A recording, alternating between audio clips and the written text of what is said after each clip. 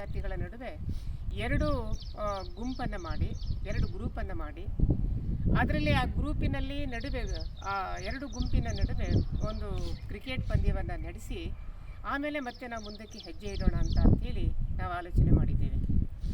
ಇವತ್ತು ಈ ಕಾರ್ಯಕ್ರಮಕ್ಕೆ ನಿನ್ನೆ ಸಂಜೆ ತಾನೇ ಇದನ್ನು ಒಬ್ಬ ಸೂಕ್ತರಾದವರಿಂದ ಈ ಕ್ರೀಡಾ ಕ್ಲಬ್ಬನ್ನು ಉದ್ಘಾಟನೆ ಮಾಡಿಸ್ಬೇಕು ಅಂತೇಳಿ ನಿನ್ನೆ ಸಂಜೆ ಆಲೋಚನೆ ಮಾಡಿದ್ರು.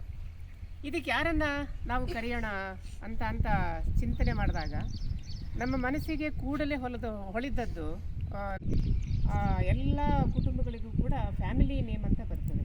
ಒಂದೊಂದು ಫ್ಯಾಮಿಲಿನಲ್ಲಿ 400-500 ಜನ ಇರ್ತಾರೆ, ಅದು 1,500 ಜನ ತನಕ ಇರ್ತಾರೆ. ಹಾಗಾಗಿ ಅವ್ರದ್ದು ಒಂದು ಪಡಿಕಲ್ ಅನ್ನುವಂಥದ್ದು ಅವರ ಫ್ಯಾಮಿಲಿ ನೇಮ್. ಆ ಪಡಿಕಲ್ ಕುಟುಂಬದಲ್ಲಿ ಅವರ ತಾಯಿ ಮನೆ ಪೆರುಮಂಡ ಅಂತ ಅವರು ಪಡಿಕಲ್ ಕುಟುಂಬಕ್ಕೆ ಮದುವೆಯಾಗಿದ್ದಾರೆ. ಅವರು ಮೂಲತಃ ಶ್ರೀಮಂಗಲದವರು. ಅಲ್ಲಿ ಶ್ರೀಮಂಗಲ ಹತ್ರ ದೀರ್ಘ ಈ ಶಕ್ತಿ ಊರು ಬರ್ತದೆ. ಶ್ರೀಮಂಗಲ ಒಳ್ಳೆಯದಾಗಲಿ. ಅನಿಕೇತನ ಪದವಿ ಪೂರ್ವ ಕಾಲೇಜು ಬೆಟ್ಟದಪುರ 2024-25ನೇ ಸಾಲಿನ ಕ್ರೀಡಾ ಕ್ಲಬ್ಗೆ ಆಯ್ಕೆಯಾಗಿರುತ್ತೇನೆ. ನನ್ನ ಪಾಲಿನ ಕರ್ತವ್ಯವನ್ನು ಕಾಲೇಜಿನ ನಿಯಮಗಳಿಗೆ ಕಾಯ ವಾಚ ಮನಸ ನಿರ್ವಹಿಸುತ್ತೇನೆ ಎಂದು ನಿಮ್ಮೆಲ್ಲರ ಮುಂದೆ ಪ್ರಮಾಣ ಮಾಡುತ್ತೇನೆ.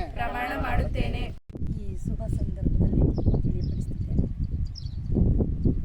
ನಾವು ಯಾವುದೇ ಒಂದು ಮುನ್ನಡೆಯಬೇಕಾದ್ರೆ ನಮ್ಮ ಬಲಗಾಲಿನ ಮೊದಲ ಹೆಜ್ಜೆ ನನ್ನ ದೊಡ್ಡ ಮಟ್ಟಕ್ಕೆ ತೆಗೆದುಕೊಂಡು ಹೋಗ್ತದೆ ಅಂತೇಳಿ ಒಂದು ಹಂಬಲದಿಂದ ನಾವು ಮುನ್ನಡೆಯಬೇಕಾಗುತ್ತೆ.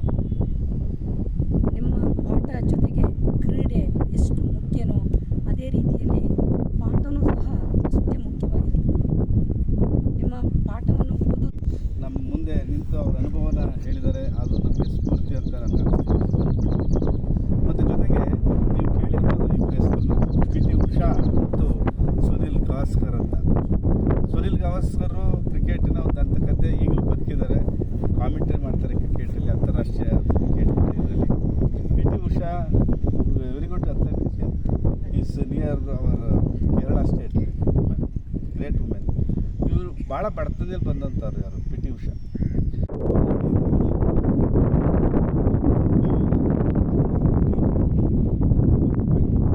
ಆಮೇಲೆ ಹೇಳ್ತಿದ್ದೆ ಅದು ಔಟ್ ಆಗಿಬಿಟ್ಟೆ ಬ್ಯಾಟ್ ಅರ್ಪಿಸುತ್ತೇನೆ.